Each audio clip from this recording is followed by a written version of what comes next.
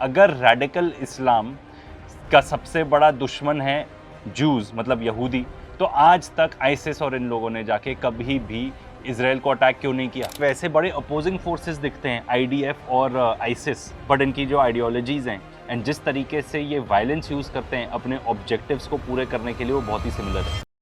Australia में Sydney में बोंडाई बीच पे एक टेररिस्ट अटैक होता है। इसको लेबल किया जा रहा है एक टेररिस्ट अटैक, जिसमें 15 लोगों की मौत हो जाती है एंड बच्चे भी शामिल हैं इन 15 लोगों में। फुल तरफ मीडिया नैरेटिव चल रहा है कि भाई जूइश लोगों को टारगेट करके ये अटैक किया गया।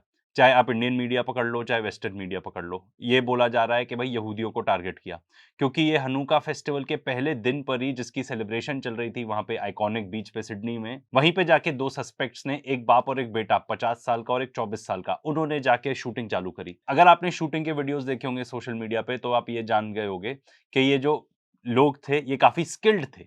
मतलब जिस तरीके से लोग गन चला रहे थे, कोई ऐसे एमेचर्स नहीं थे, ट्रेंड लोग थे। इसमें से एक जो 50 साल का था, जो उसका फादर था, उसकी तो डेथ हो गई, और जो 24 साल का सस्पेक्ट था उसको इंजरीज हुई, वो अब हॉस्पिटलाइज हो चुका है। तो ये जो स्किल्ड बंदा था एकदम, ये नवीद अकरम, ये कौन था भाई? काफी तरफ तो ये भी रिपोर्ट किया जा रहा है कि आईडीएफ का ही पार्ट था।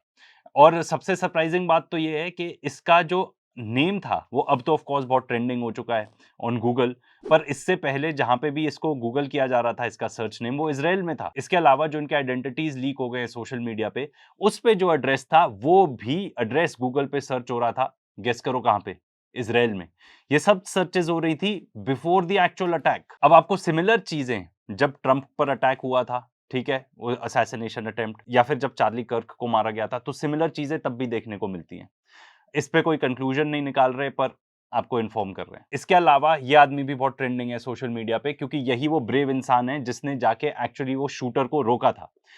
अब ये खबर आती है कि एक आदमी ने ऐसा उसको रोका, ठीक है, फिर एकदम से नेतन्याहू जाके बोलता है कि एक ब्रेव जूइश इंसान ने ऐसा किया, पर असली में ये इंसान एक मुसलमान ही है। ראיתי בדרך הנה סרטון של יהודי שמתנפל על אחד המרצחים, שומט ממנו את הנשק ומציל מי יודע כמה נפשות। कुछ चीजें जो हमको एकदम सामने दिख रही हैं कि भाई कोई ऑर्गेनाइजेशन नहीं है जो रिस्पॉन्सिबिलिटी ले रही है इस चीज की, ठीक है, आईसिस वगैरह कुछ भी नहीं। एक जो इंसान जो विक्टिम है यहाँ पे, जो इमेजिन करो इतना हाहाकार मचा हुआ है, ठीक है, शूटिंग हो रही है, खून खून खराबा इधर उधर, आप क्या करोगे उस टाइम पे? आप सबसे पहले तो वहां से बचने की सोचोगे, ठीक है, फोन निकाल के सेल्फी तो लोगे नहीं, पर ऐसा ही एक अनफॉर्चुनेट इंसान ने किया।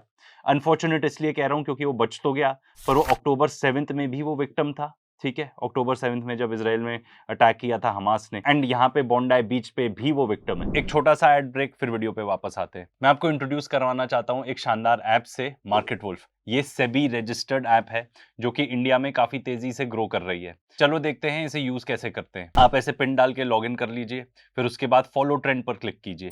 ये आपको जो प्रॉफिटेबल ट्रेंड्स हैं वो दिखाता है जो बाजार में चल रहे हैं, और आप एक क्लिक से ही इसको फॉलो कर सकते हैं। इसमें आप छोटे अमाउंट के साथ ही ट्रेडिंग शुरू कर सकते हैं, जहां दूसरे ऐप पर 3 गुना पैसा चाहिए होता है इन्वेस्ट करने के लिए।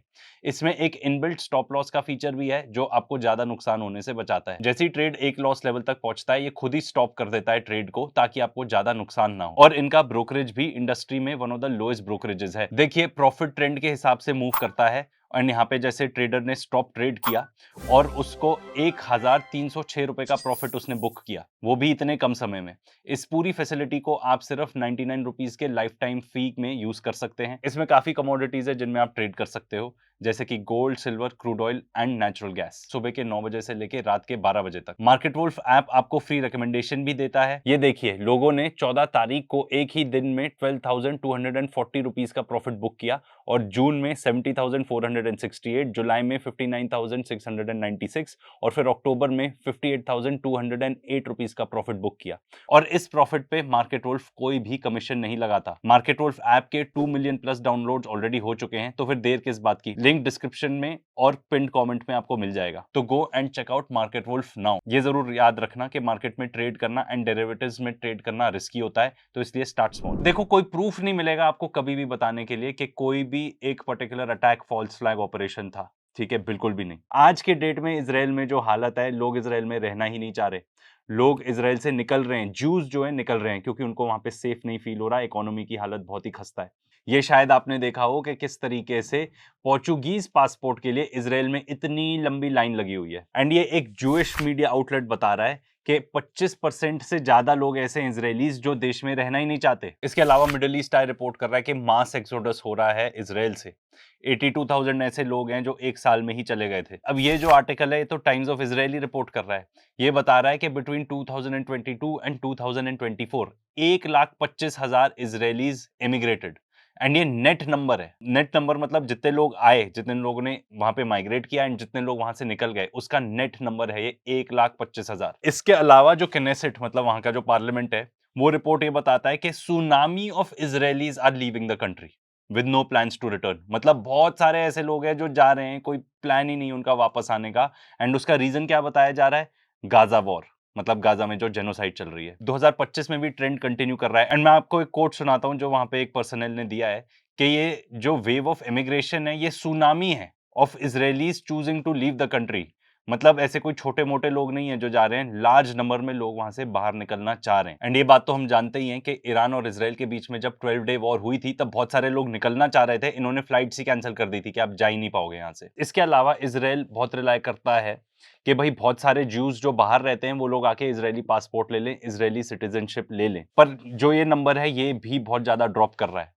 एंड अगर आपको इजराइल की हिस्ट्री बताएं और फॉल्स फ्लैग्स, तो वो भी बहुत लंबी चौड़ी है। एक हमने पूरा वीडियो बनाया इसके बारे में। पर इन्होंने एक यूएस की वॉरशिप यूएसएस लिबर्टी, उसी को डुबो दिया था। इसके अलावा जब इजराइल बना ही था एंड उनको चाहिए था कि भाई बहुत सारे लोग आके वहां पे रहने लगे इजराइल में, तो ये लोग जाके खुद ही सिनागॉग्स फोड़ देते थे।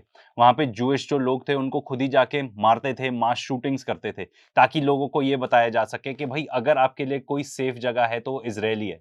तो भाई ये सब इनके पूरे एजेंडा ना इससे पूरे मैच होते हैं, ठीक है, क्योंकि ये इनकरेज करना चाहते हैं लोगों को, अभी भी यही बताना चाहते हैं हम खतरे में हैं भाई, Israel is the only safe place for Jews. इसके अलावा वाला इंसिडेंट तो ध्यान ही होगा कि भाई बिल्डिंग में जाके प्लेन भिड़ जाते हैं। हम कुछ नहीं कह रहे कि वो फॉल्स फ्लैग था कि नहीं, पर ऐसा भी कुछ इंसिडेंट हुआ था। अक्टूबर 7 की बात करें तो उस टाइम का जो डिफेंस मिनिस्टर था गलांट, उसने खुद ही अग्री किया था कि इन्होंने जानबूझकर जाके जो वहां पे इजराइल के सिविलियंस थे एंड जो आईडीएफ पर्सनल थे, जानबूझकर उनको मारा था। एंड ये जो प्रिंसिपल है इजराइल का, इसका तो नाम भी है, इसको कहते हैं हैनिबल डायरेक्टिव। इसके अलावा एक और अटैक हुआ है जिसमें से भी ना बड़ी सस्पेक्टिव बू आ रही है, वो है आइसिल ने, या आइसिस कह सकते हो आपने। ये जो टेररिस्ट ऑर्गेनाइजेशन है, इन्होंने जाके अमेरिकन सोल्जर्स को अटैक किया। 2 अमेरिकन सोल्जर्स मारे गए सीरिया में।